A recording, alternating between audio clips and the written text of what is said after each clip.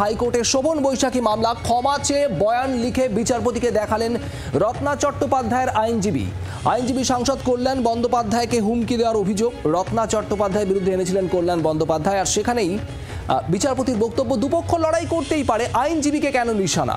প্রশ্ন বিচারপতির। নিঃশর্ত ক্ষমা চাইতে হবে, ভুল হয়েছে স্বীকার করতে হবে, আদালতে দাবি কল্যাণ বন্দ্যোপাধ্যায়ের আইনজীবীর।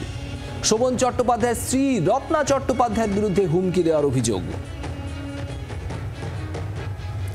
অর্ণবাংশু নিয়োগী আমাদের প্রতিনিধি রয়েছেন আমাদের সঙ্গে। অর্ণবাংশু, কি হলো আদালতে? রত্না চট্টোপাধ্যায়ের আইনজীবীর তরফে লিখিত ক্ষমা চেয়ে বিবৃতি দেওয়া হয়েছে এবং এরপর বিচারপতি কি বললেন?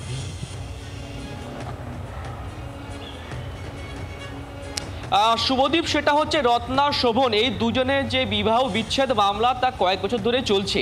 তার নিষ্পত্তি কবে, তার শেষ কবে এখনো জানা নেই। কিন্তু তারই মধ্যে কিন্তু আরেকটি নতুন বিষয় একদম উত্থাপন করা হলো, সেটা হচ্ছে যে কল্যাণ বন্দ্যোপাধ্যায়, অর্থাৎ তিনি হচ্ছেন শোভন চ্যাটার্জির আইনজীবী কল্যাণ বন্দ্যোপাধ্যায়, তাকে টার্গেট করে মন্তব্য করেছেন রত্না চ্যাটার্জি।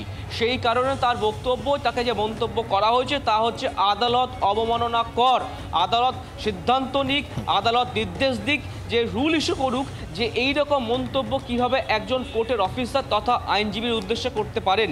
তাদের আইনজীবীরা বলেন যে রত্না চ্যাটার্জি তিনি নাকি বলেছেন যে কল্যাণের পরামর্শেই নাকি তিনি বিবাহ বিচ্ছেদ করছেন না এবং তিনি পাল্টি খাচ্ছেন। এই মন্তব্য সর্বৈবভাবে কিন্তু মানহানিকর। সেই মামলাতে আজকে প্রথমার্ধে দেখলাম বিচারপতি হিরণ্য ভট্টাচার্য বলেন যে রত্না চ্যাটার্জি কি স্ট্যান্ড পয়েন্ট, তার কি অবস্থান তিনি স্পষ্ট করবেন। দ্বিতীয়ার্ধে দেখা গেল তারা একটি বয়ান লিখে নিয়ে আসেন, সেই বয়ানটা ফাইনাল ছিল না, কিন্তু সেই বয়ানের মধ্যে কোথাও নিঃশর্ত ক্ষমা চাওয়ার কোনো ইঙ্গিত পাননি।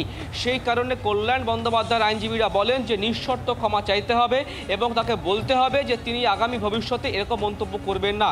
সুতরাং এই বয়ানটা তারা আবার কিছু বদলানোর পর দুপুর 2টোর সময় মামলার শুনানি শুরু হবে। প্রসঙ্গত এই মামলাতে আরেকটি রায়দান হবে, সেটা হচ্ছে এই রত্না চ্যাটার্জি তিনি মামলা করেছেন হাইকোর্টের যে লোয়ার কোর্টের প্রসিডিংসের কিছু খামতি রয়েছে, সেই মামলায় মূল মামলাটির কিন্তু রায়দান করবে কলকাতা হাইকোর্ট 2টোর সময়, এমনটাই কিন্তু আইনজীবীরা অনুমান করছে। বাংলার আওয়াজ, বাঙালির আবেগ, জি 24 ঘন্টা।